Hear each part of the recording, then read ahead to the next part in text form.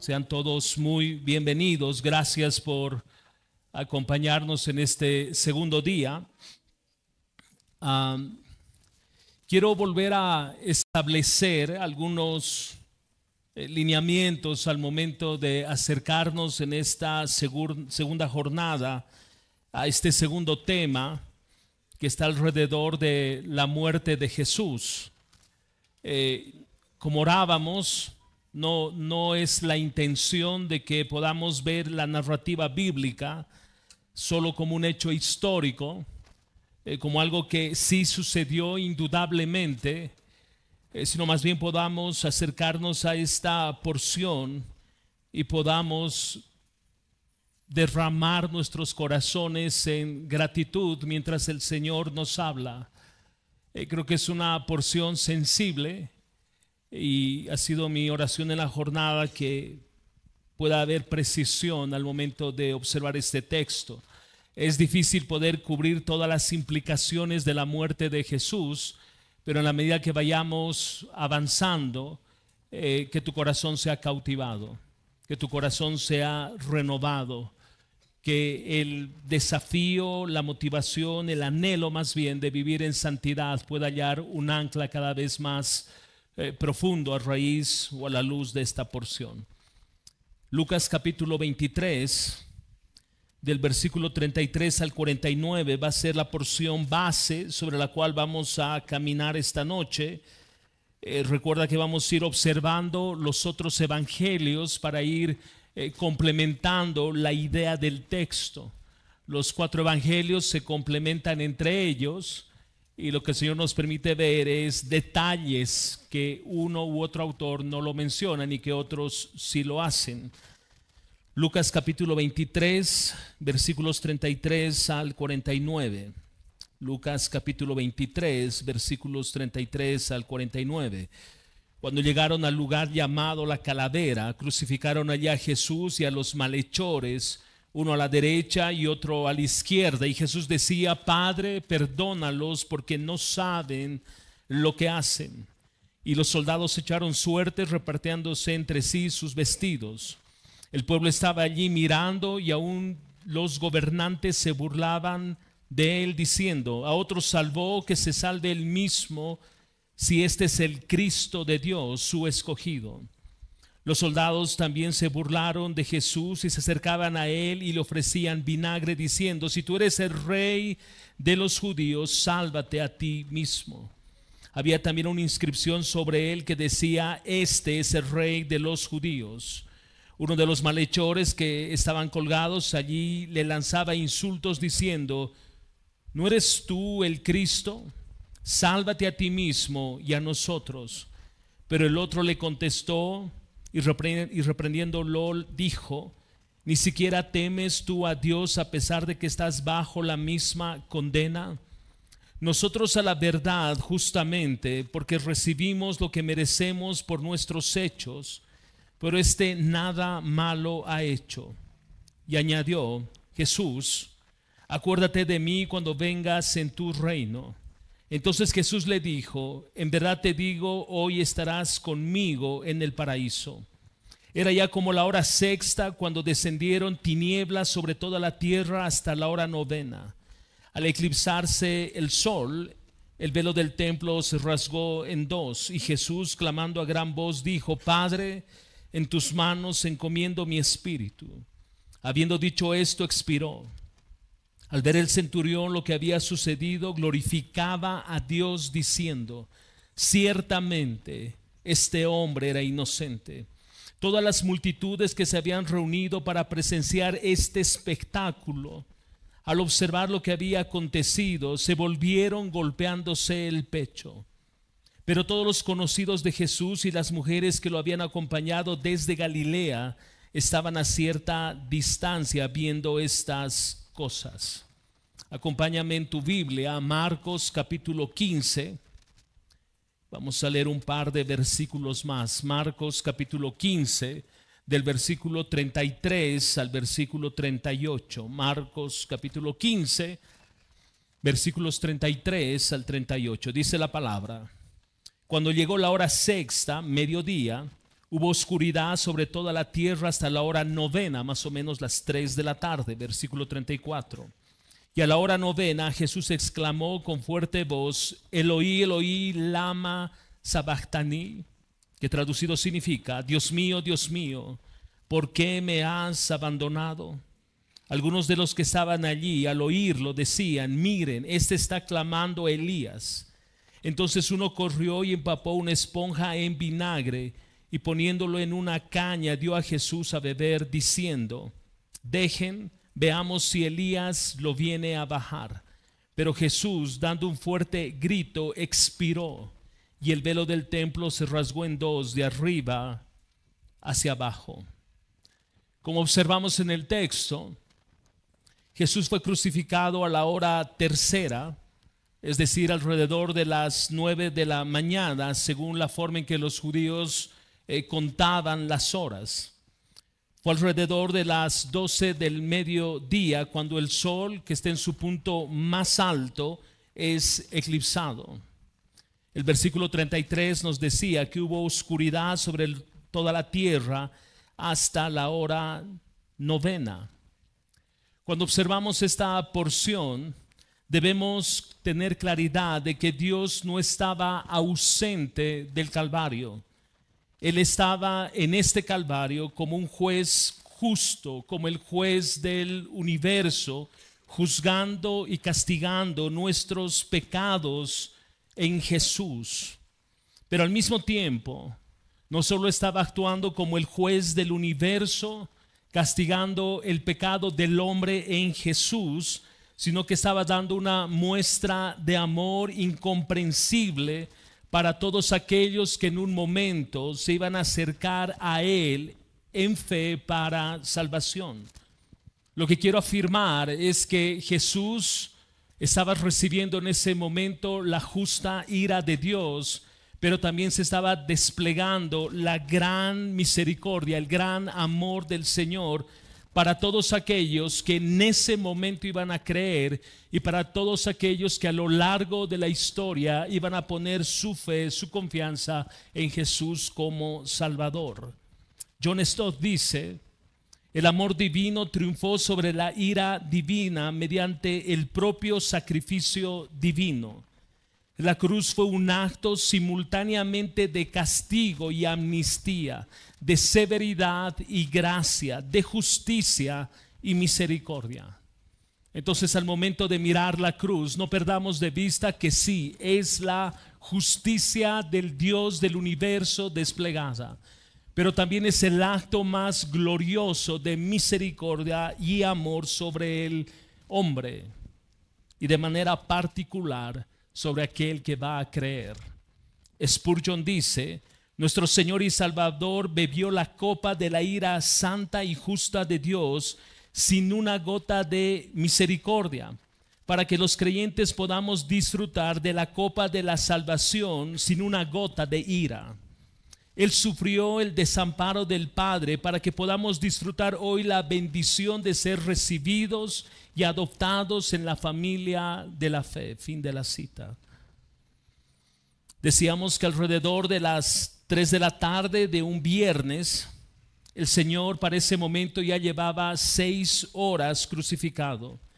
Pero en las últimas 3 horas, Él ha venido experimentando todo el peso de la justicia, de la ira de Dios sobre el pecado que Jesús estaba cargando en ese momento. El texto que leíamos de Lucas nos muestra 7 expresiones o 7 declaraciones que Jesús hace, las últimas 7 expresiones de Jesús antes de morir. Y estas 7 expresiones han sido recogidas a lo largo de los años y ha sido documentada principalmente durante la época de la Reforma y ha sido enseñado por reformadores y por puritanos a lo largo de este tiempo. Y quiero traer esto esta noche para nosotros, para que podamos enfocar nuestras mentes y corazones en estas 7 declaraciones que Jesús hizo. La primera declaración de Jesús es una súplica por el perdón. La segunda declaración de Jesús es una promesa de salvación. Tercero, una provisión para su madre. Cuarto, una petición al Padre. Quinto, una súplica por alivio. Sexto, una proclamación de victoria. Séptimo, existe una oración de consumación. Empecemos a revisar, no vamos a poder ver el detalle de cada uno de estos. Yo quiero dar énfasis a algunas de estas declaraciones y algunos solo voy a citar para no perder estas 7 expresiones de Jesús. Primero, existe una súplica por el perdón. Y esta primera declaración fue un ruego por misericordia en beneficio de sus verdugos. Esta primera exclamación de Jesús es a favor de esos verdugos que estaban a los pies de Jesús, pero no solo ellos, sino en ellos se representaba toda la humanidad.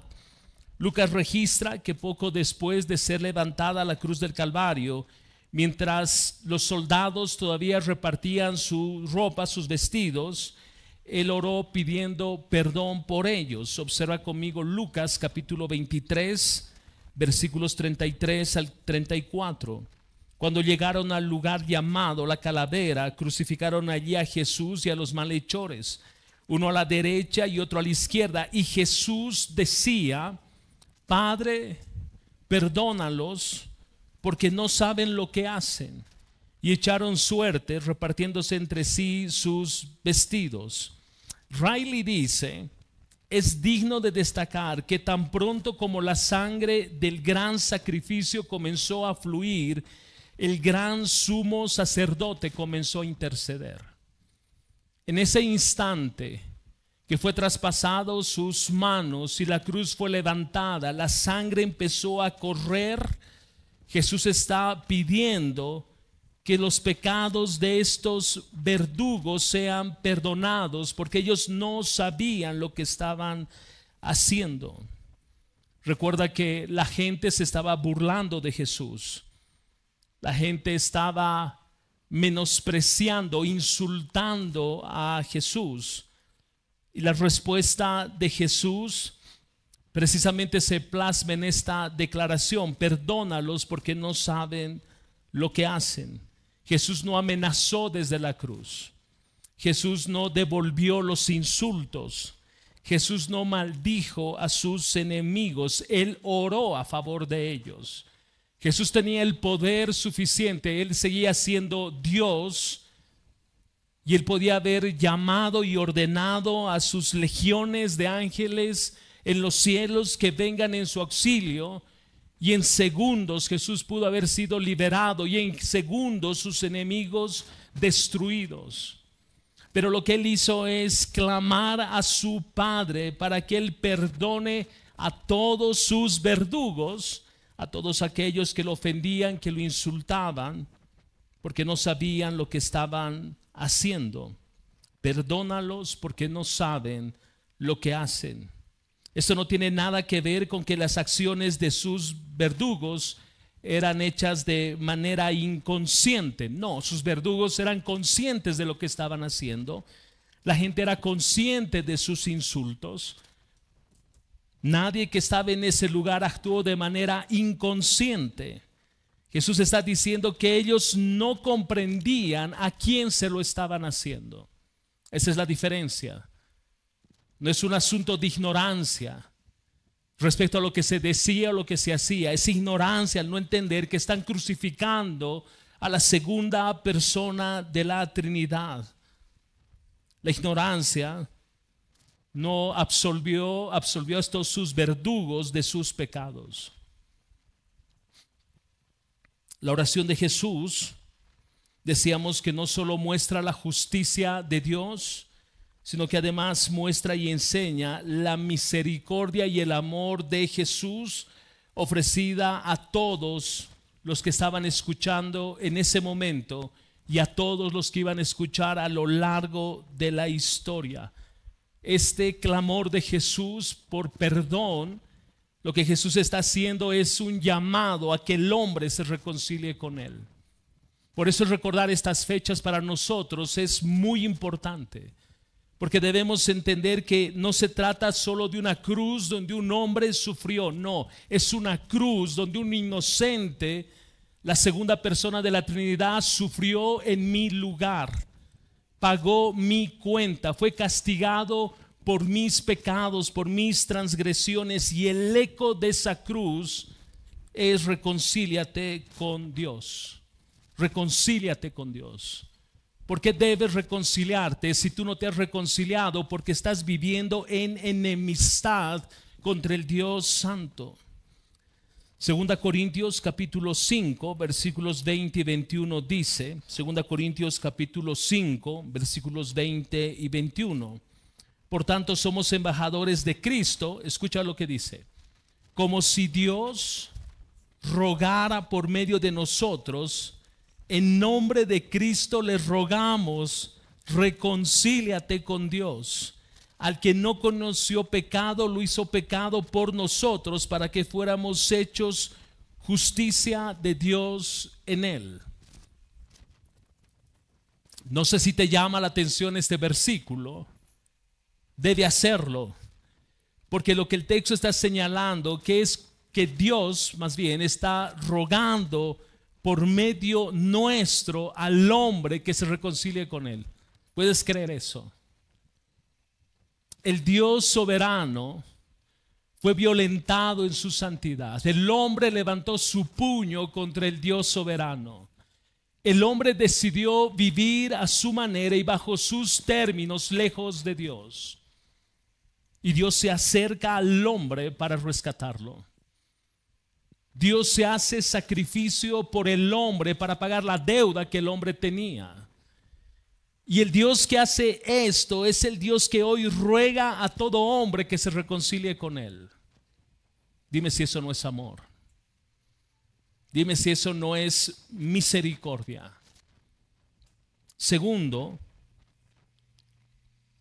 esta declaración de Jesús está alrededor de una promesa de salvación. Mira conmigo Lucas capítulo 23 versículos 39 al 43. Lucas capítulo 23 versículos 39 al 43. Uno de los malhechores que estaban colgados allí le lanzaba insultos diciendo: ¿no eres tú el Cristo? Sálvate a ti mismo y a nosotros. Pero el otro le contestó y reprendiendo dijo: ¿ni siquiera temes tú a Dios a pesar de que estás bajo la misma condena? Nosotros a la verdad justamente, porque recibimos lo que merecemos por nuestros hechos. Pero este nada malo ha hecho. Y añadió Jesús: acuérdate de mí cuando vengas en tu reino. Entonces Jesús le dijo: en verdad te digo, hoy estarás conmigo en el paraíso. Notemos algunas similitudes entre ambos crucificados.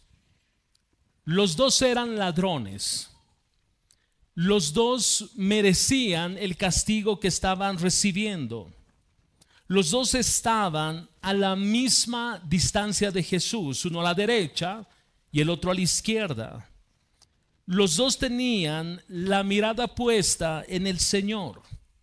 Los dos escucharon al Señor cuando dijo: Padre, perdónalos porque no saben lo que hacen. Los dos pudieron hablar con el Señor. Los dos tuvieron la misma oportunidad de salvación. Los dos injuriaron al Señor. Estos son los dos ladrones. Ambos compañeros, ambos criminales de oficio, ambos criminales de carrera. Ellos tenían un prontuario enorme, porque de hecho la cruz era el castigo más severo que se aplicaba a todo hombre que había traspasado todo límite de la ley, todo límite moral. Era el castigo más fuerte para hombres que eran considerados lo peor de la sociedad. Y Jesús está crucificado.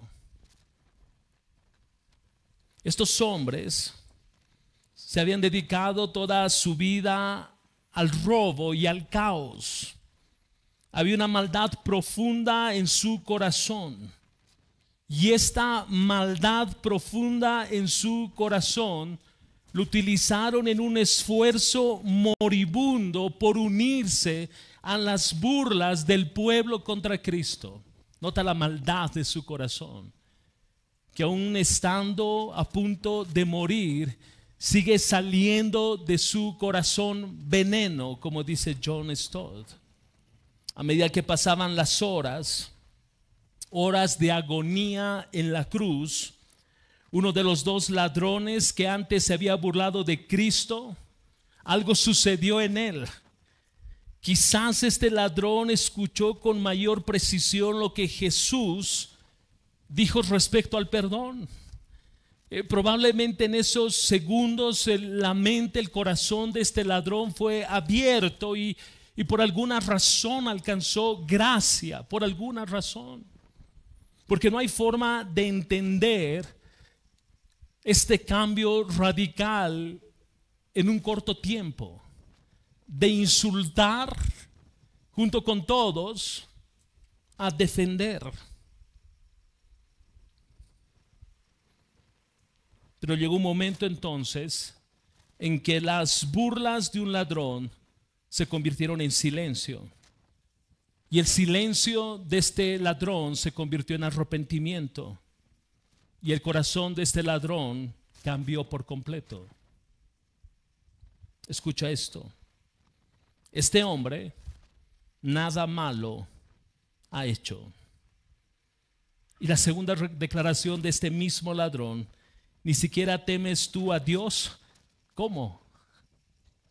¿De dónde saca este ladrón el sentido del temor a Dios, si es que no hubo una obra en su corazón? Ni siquiera temes tú a Dios a pesar de que estás bajo la misma condena. Este hombre en la cruz no había hecho nada para merecer salvación. No tuvo tiempo de hacerlo. Este hombre estaba clavado en la cruz, clavado con justa razón, pero tomando el último aliento en medio de su propia agonía de muerte, careciendo de toda esperanza. Hay esperanza en las palabras de Jesús: perdónalos porque no saben lo que hacen. Sus ojos fueron abiertos. Y un autor dice: en una acción desesperada, el ladrón solamente buscó una muestra de la misericordia de Dios. Acuérdate de mí. Jesús, acuérdate de mí. La respuesta de Jesús fue inmediata. De cierto te digo. De cierto te digo. Observa en estas dos declaraciones: acuérdate de mí y de cierto te digo. Observen estas afirmaciones de un ex ladrón, porque algo está sucediendo en la vida de este ladrón, que empieza a reconocer a Jesús como Dios y le pide que se acuerde de él. Las palabras de Jesús: de cierto te digo que si no te bautizas, no entras al reino de los cielos. De cierto te digo que si no haces buenas obras, tú no eres digno de entrar a mi reino. No, este hombre no tenía la oportunidad de hacer absolutamente nada. Absolutamente nada. No podía moverse. Recuerde, está clavado en esa cruz. Es que la salvación no es por obras. Es la sola gracia de Dios. Y en esta escena desplegada en esa cruz, no se trata de moralidad. Este hombre era el tipo más inmoral del planeta. No se trata de una justicia propia. Este hombre era un injusto. Es pura gracia. Pura gracia. En verdad te digo, hoy estarás conmigo en el paraíso. Eso fue todo lo que Cristo dijo. Cristo no le dijo: déjame pensar, déjame evaluar qué tan digno eres de estar hoy conmigo en el paraíso. No, no, no. Jesús hizo una afirmación, una promesa, Y alrededor de este tema Jesús guarda silencio. Pero era todo lo que el ladrón necesitaba escuchar. Todavía sufría un tormento físico indescriptible este ladrón, pero la miseria en su alma se había ido. Por primera vez en su vida, este ladrón estuvo libre de la carga de pecado. Su conciencia estaba en paz. El Salvador que estaba a su lado, crucificado a su lado, estaba llevando ese pecado en ese instante por él. Y el ladrón ahora, escucha bien, iglesia, el ladrón ahora estaba siendo vestido con la justicia perfecta de Cristo. Y pronto, muy pronto, a pocas horas, estaría junto a él en el paraíso. El ladrón tenía la promesa del Salvador. Es lo que hizo con nosotros, iglesia. Es lo que hizo con nosotros. Estábamos muertos en nuestros delitos y pecados. Y en esta oración, hagamos la nuestra. Jesús, acuérdate de mí. Notemos algunas diferencias porque quiero anclar esto en tu corazón, que el escenario de la cruz es un escenario de gracia. Uno estaba crucificado a la derecha, recuerda, y el otro a la izquierda. Uno dejó de insultar a Jesús, el otro no. Uno confesó su culpa, el otro no. Uno le pidió al Señor que lo recordara en su reino, el otro no. Uno recibió la respuesta del Señor y el otro no. Uno deseaba salvación de su cuerpo, bájanos de esta cruz. El otro deseó la salvación de su alma. Uno se salvó, el otro se perdió. Uno murió siendo ladrón, el otro murió siendo perdonado. Uno libró la pena capital eterna, el otro no. Uno resucitará con los santos en el día del Señor. El otro resucitará para condenación eterna. Gracia. Tú puedes estar completamente seguro que si el otro ladrón hubiese apelado a este perdón que declaró Jesús, probablemente la historia sería distinta. Pero vuelve al texto conmigo. ¿Dónde estás tú? Si tú nos visitas en esta noche, ¿dónde estás tú? La gracia del Señor está abierta. En el 2006, un pastor llamado Alistair predicó un sermón titulado Ciego de Nacimiento. En una sección de su sermón él dice: ¿te imaginas cómo sería ese proceso de entrevista en el cielo cuando este hombre que fue crucificado junto a Jesús hubiese llegado? Alguien le abría las puertas. Esto es una ilustración. Tenemos que hacer trabajar nuestra imaginación. Este hombre llega al cielo y alguien le abre la puerta y le dice: ¿qué haces aquí? Y este hombre dice: realmente no lo sé. ¿Quién te envió aquí? Yo estoy aquí. Bueno, a ver, déjame ver. ¿Has sido justificado por fe? ¿Tienes paz con Dios? ¿Eres una nueva criatura? Teología. Y el ladrón, recuerda, el ladrón, no lo sé. Entonces, ¿qué sabes? El hombre en la cruz del medio dijo que podía venir.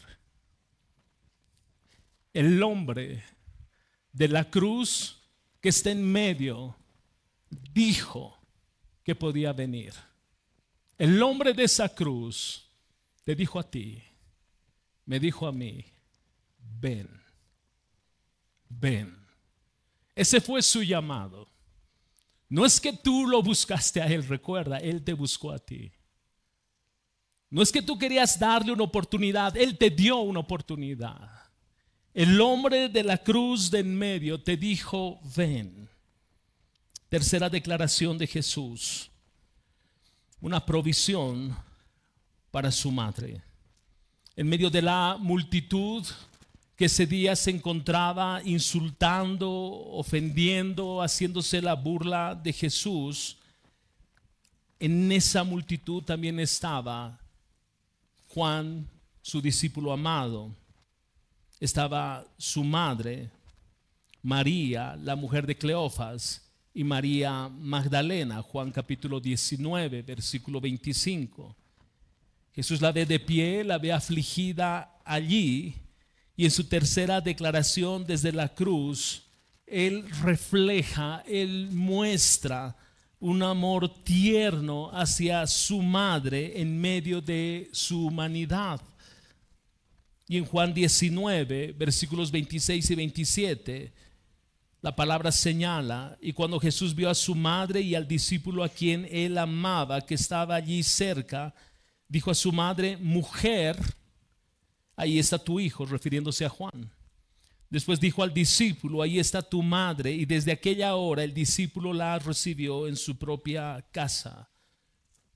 Me sumo a lo que muchos piensan de este texto al momento de decir que Cristo honró a su madre terrenal hasta en el último aliento de su vida.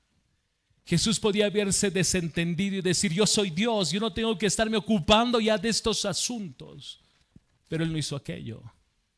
Aún estando en la cruz, Él protegió y Él cuidó a su madre, delegando esa responsabilidad a uno de sus discípulos que era cercano a Él. Él honró a su madre, cumpliendo con precisión el quinto mandamiento.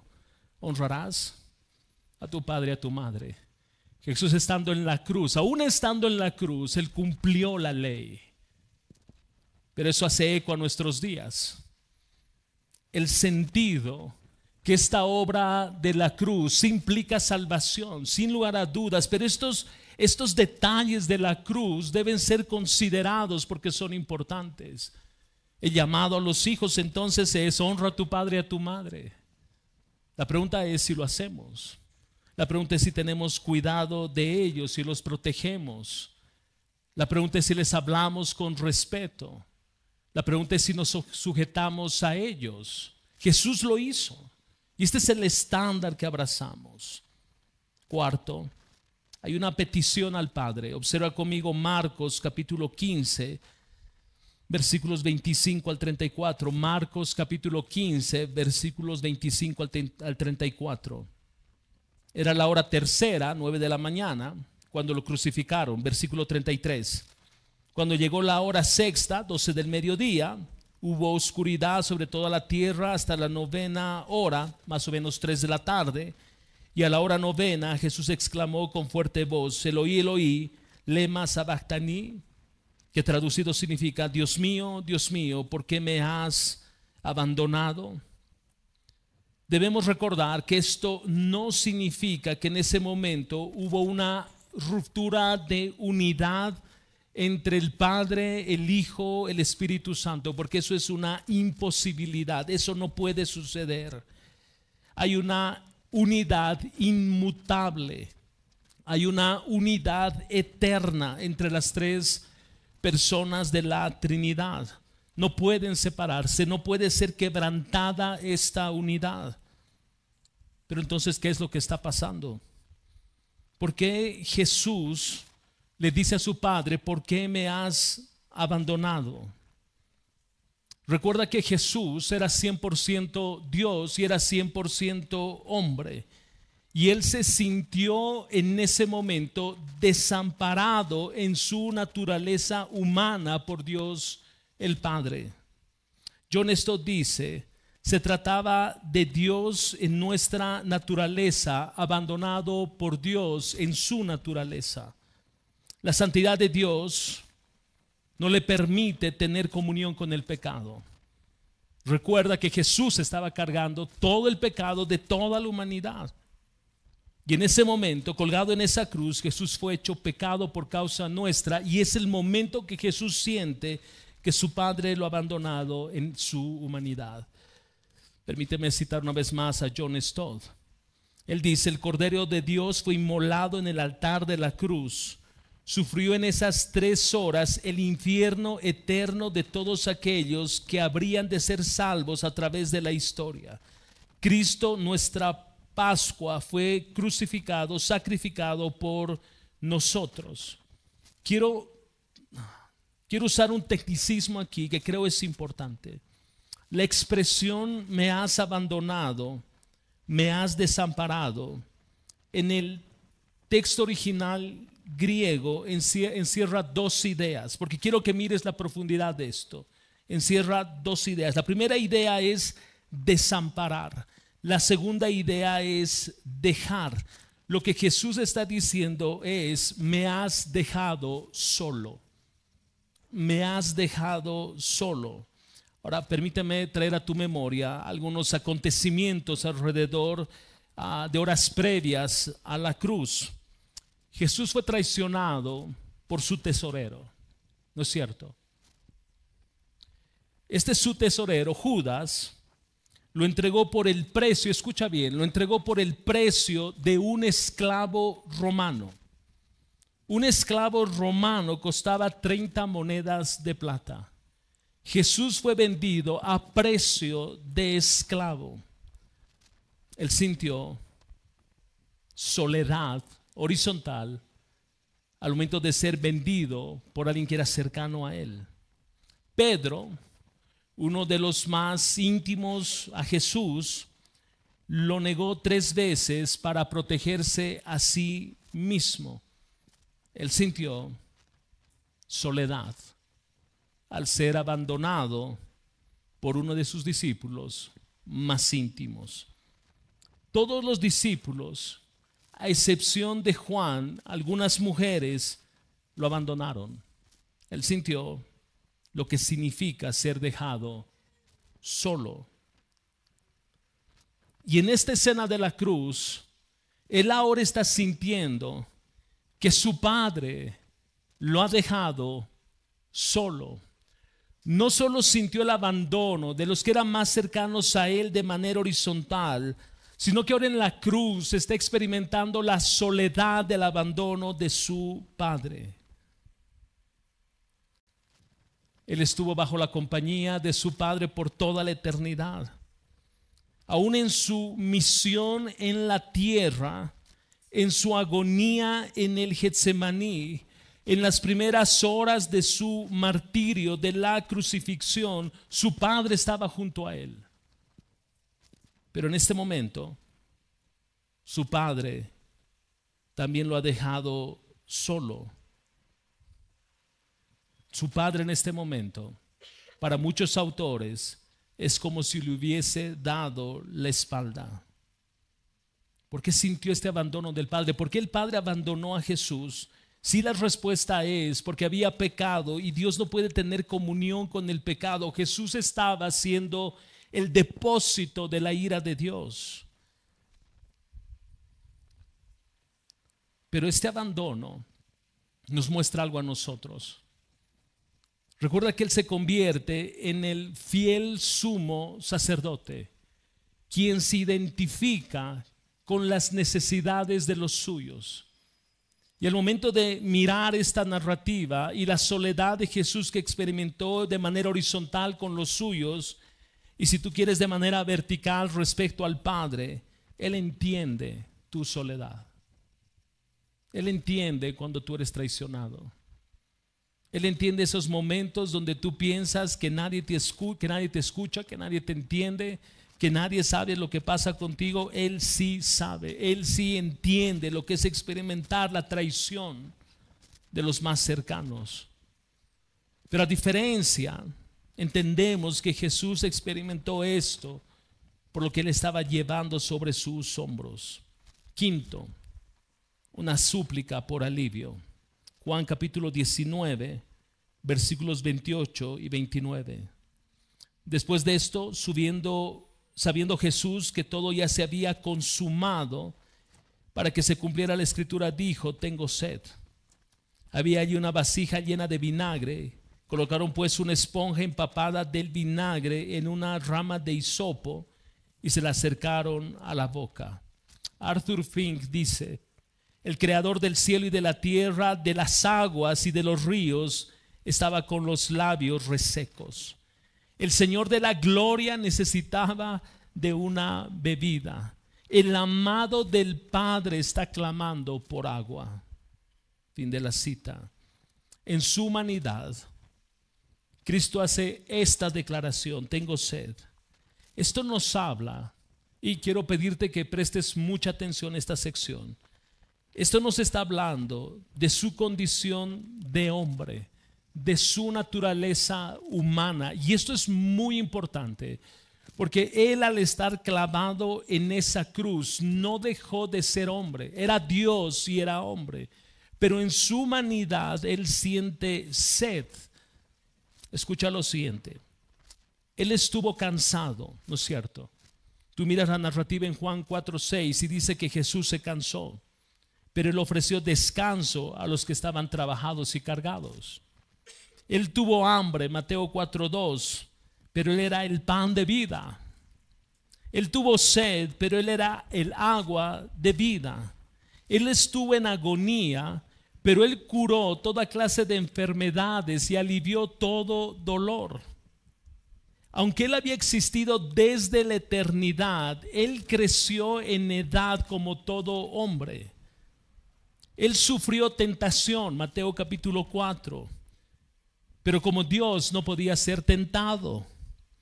Él se limitó a sí mismo en desplegar todo su conocimiento, aunque Él era todo sabio. Y ahora, estando en la cruz, Él siente sed. ¿De qué nos habla? ¿De qué nos habla? De que este Jesús clavado en esa cruz tiene sed. Escucha, Él no solo se identifica con el abandono o la soledad que tú y yo podamos experimentar, sino Él se identifica cuando tú estás cansado. Él se identifica con eso y te dice: ven a mí si estás trabajado y cargado.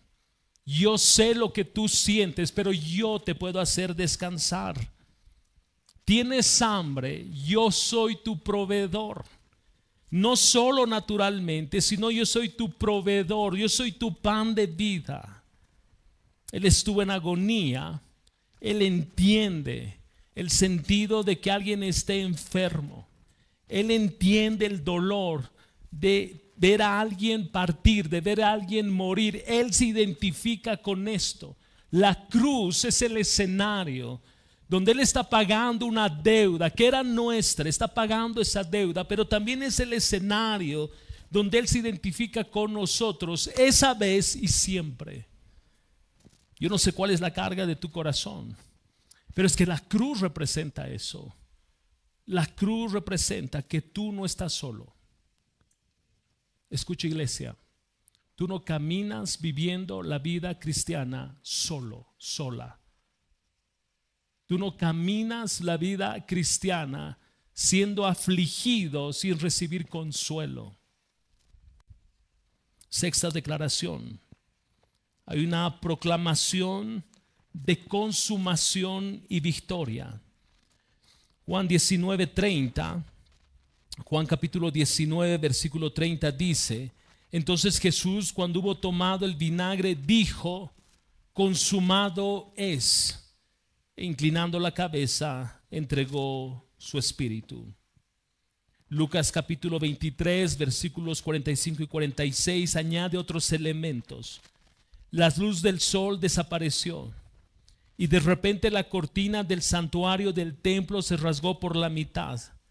Después Jesús gritó: Padre, encomiendo mi espíritu en tus manos. Y con esas palabras dio su último suspiro. Marcos capítulo 15 versículo 37. Marcos 15, 37 dice: pero Jesús, dando un fuerte grito, expiró, y el velo del templo se rasgó en dos, de arriba abajo.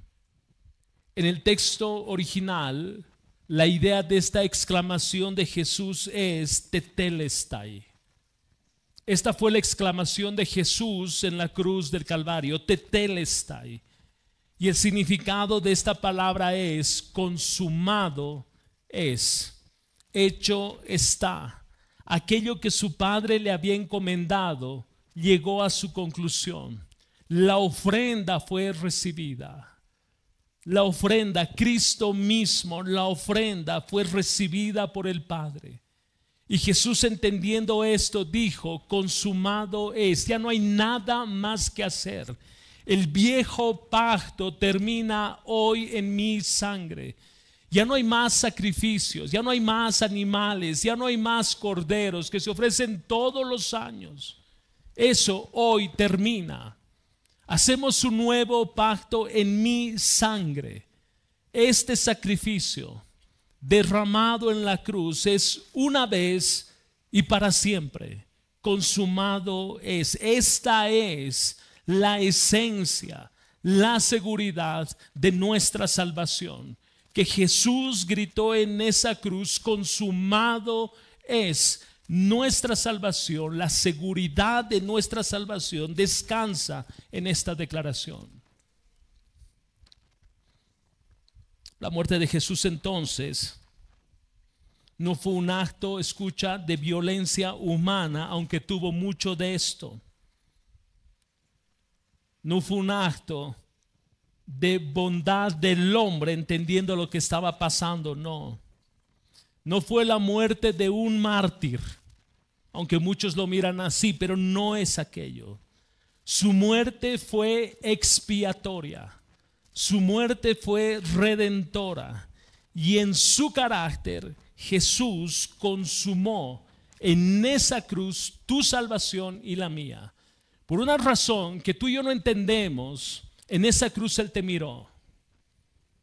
En esa cruz Él te miró.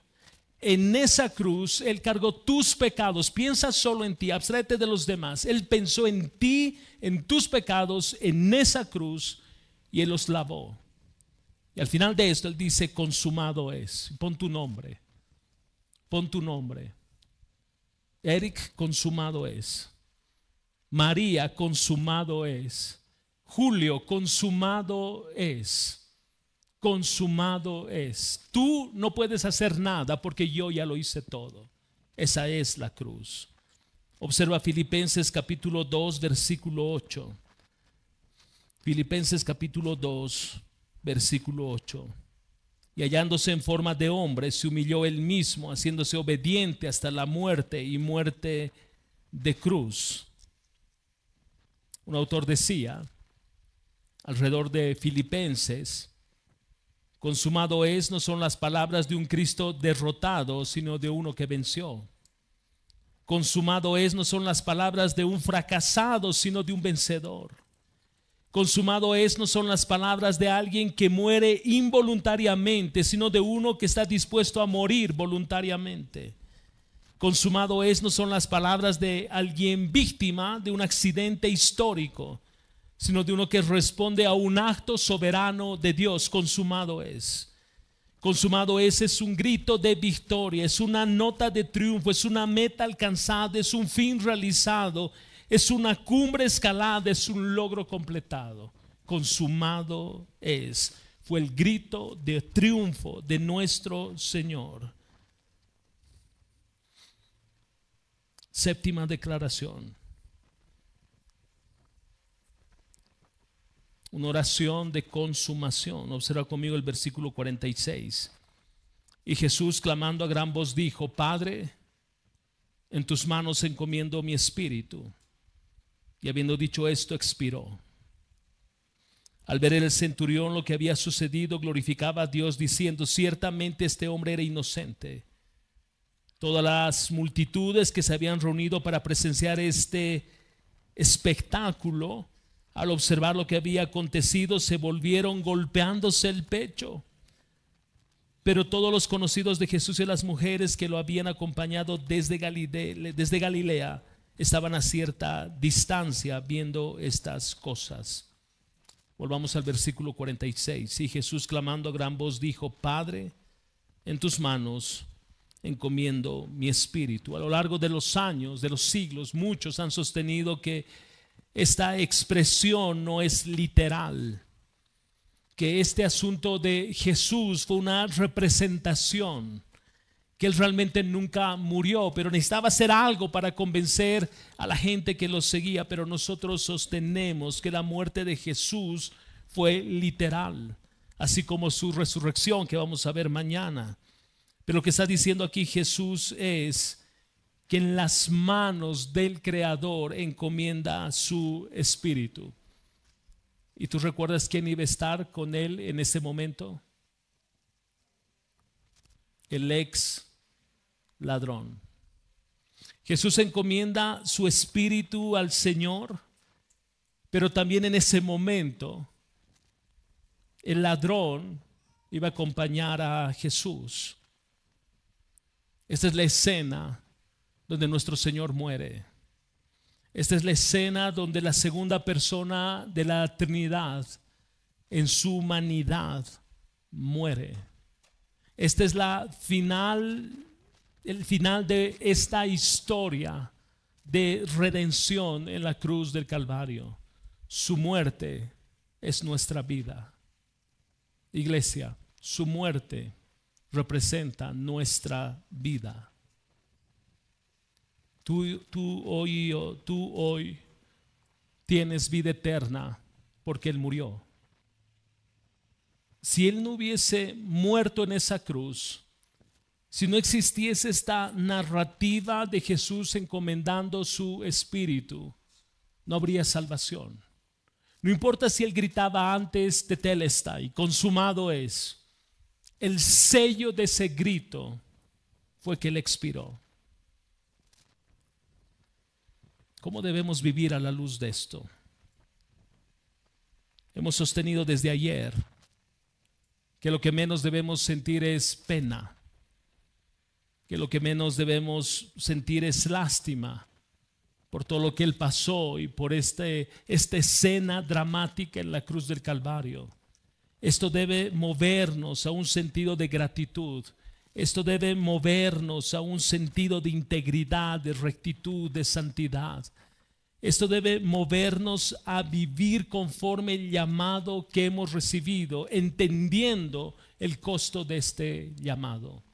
Si tú nos visitas esta noche y Jesús no es tu Señor, Jesús no es tu Dios, el llamado para ti es que hay esperanza hoy.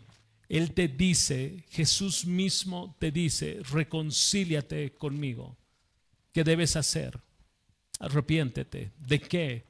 De tus pecados. Ese ladrón te representa a ti. Ese ladrón te representa a ti. Estás condenado y tu muerte sí es segura. Una eternidad sin Cristo. Pero hoy hay esperanza. Y esa esperanza es Jesús. Esa esperanza es Jesús. Su gracia está a disposición. Acércate a Él en arrepentimiento y fe. Cree que Él murió por ti en esa cruz.